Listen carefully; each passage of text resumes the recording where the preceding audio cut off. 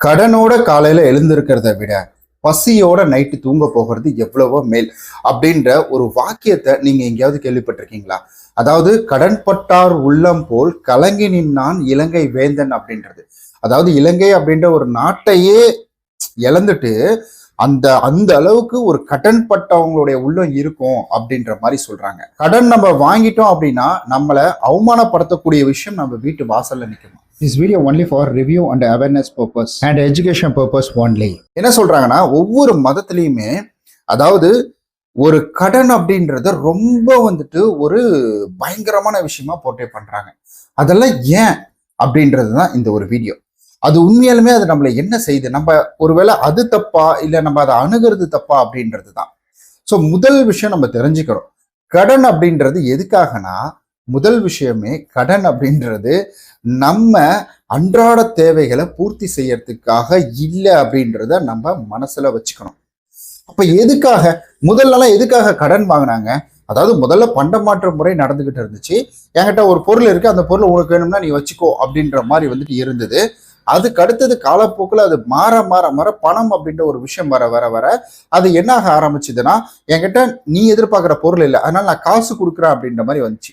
அதுக்கப்புறம் என்கிட்ட காசு இல்லை, பட் நீ எதிர்பார்க்குற பொருள் இன்னொரு கொஞ்ச நாள்ல வந்துடும், அப்போ எனக்கு கடனா கொடு. அதாவது விவசாயத்துக்கும் வணிகத்துக்கும் தான் இதெல்லாம் வந்துச்சு. ஸோ அந்த இதுக்கு கூட சொல்லுவாங்களே, வரதட்சணை எங்க இருந்து ஆரம்பிச்சுது அப்படின்னு கேட்கும்பொழுது விவசாயத்துல இருந்து தான் ஆரம்பிச்சுது அப்படின்னு சொல்லுவாங்க. எனக்கு எக்ஸாக்ட்ல தெரியல, பட் சொல்லுவாங்க, கேள்விப்பட்டிருக்கேன் நான். ஸோ அந்த மாதிரி நம்ம வந்துட்டு ஒரு கடன் அப்படின்றத வந்துட்டு நம்ம என்ன நினைச்சிட்டு இருக்கோம்னா, இப்போ நான் டூருக்கு போறேன், இப்போ நான் வந்துட்டு டிராவல் பண்ண போறேன், இப்போ நான் வந்துட்டு வெளியில அவுட்டிங் ஜாலியாக சுத்த போறேன், என் லைஃபை என்ஜாய் பண்ண போறேன், டிராவலிங் பேக் அப்படின்ற மாதிரிலாம் ஒரு சில விஷயங்கள்லாம் சொல்றாங்க பார்த்தீங்களா? அதுக்கெல்லாம் கிடையாது. ஸோ நம்மளுடைய வாழ்க்கையில முன்னேற்றிக்கிறதுக்காக தான் இந்த கடன் அப்படின்ற ஒரு கான்செப்டே வந்துச்சு. ஸோ நல்லா யோசிச்சு பாருங்களேன், நீங்க பேங்க் எல்லாம் எடுத்துக்கிட்டீங்கன்னா உங்களுக்கு வந்துட்டு டிராவலிங்க்கு வந்துட்டு அதாவது என்னன்னா, உங்களுக்கு டூர் இங்க லோக்கல் டூர் போறதுக்குலாம் லோன் தரோம் அப்படின்லாம் சொல்ல மாட்டாங்க. ஏன்னா லோக்கல் டூர் போறதுக்குலாம் வந்துட்டு வெறும் 5000 10,000 முடிஞ்சிடும். மிஞ்சி மிஞ்சி போனா ஒரு 20,000 தரோம்னு வச்சுக்கோங்களேன், இதுலயே முடிஞ்சிடும்.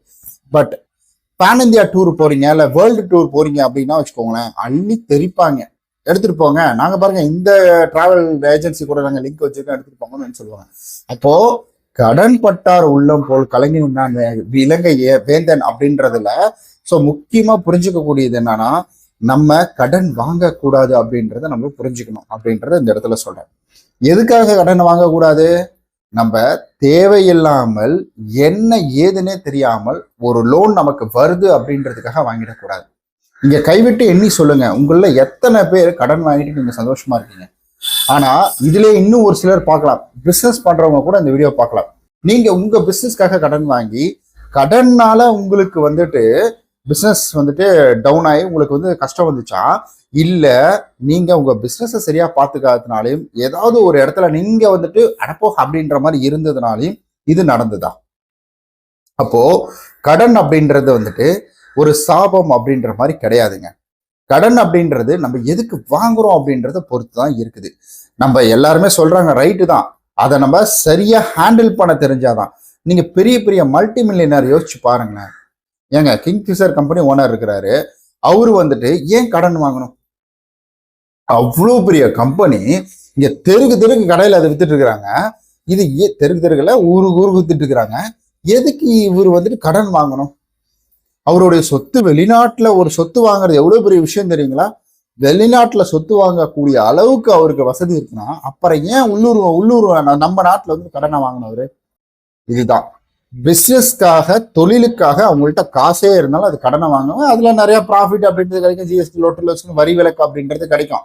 இதெல்லாம் நம்ம சின்ன சின்ன டீ கடை பொட்டி கடை வச்சுட்டு இருக்கோம்னா நமக்கு தெரியாது. பட் ஆனா இது பெரிய பெரிய வந்துட்டு பெரிய கம்பெனிஸ்லாம் வச்சுட்டு இருக்காங்களா, அவங்களுக்கு தான் தெரியும் இது எவ்வளவு பெரிய வந்துட்டு வரம் அப்படின்றது. ஓகே கைஸ், இதை பத்தி நீங்க என்ன நினைக்கிறீங்க? ஸோ நான் பார்த்த வரைக்கும் நிறைய பேர் வருத்தப்படுறீங்க, கடன் வாங்கிட்டு பயப்படுறீங்க.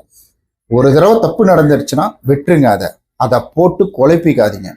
நீங்க தப்பை மட்டுமே யோசிச்சுக்கிட்டே இருந்தீங்கன்னா கண்டிப்பா அது நம்மளை வந்துட்டு நிம்மதியா இருக்கவே விடாது. அந்த தப்பை தாண்டி அடுத்த கட்டம் அப்படின்றதுக்குள்ள வாங்க, தயவு செஞ்சு வாங்க. நம்ம யாருக்காக வாங்கி கொடுத்துட்டோம், இல்லை ஏதாவது ஒரு விதத்துல தப்பு பண்ணிட்டோம் அப்படின்னா, கடன் வாங்கி அப்படின்னா வருத்தப்படவே படாதீங்க. ஸோ அந்த கடனை எப்படி நம்ம சமாளிக்கிறது, அடுத்த கட்டத்துக்குள்ள எப்படி போகிறது அப்படின்றத நீங்க வந்துட்டு முடிவு பண்ணுங்க.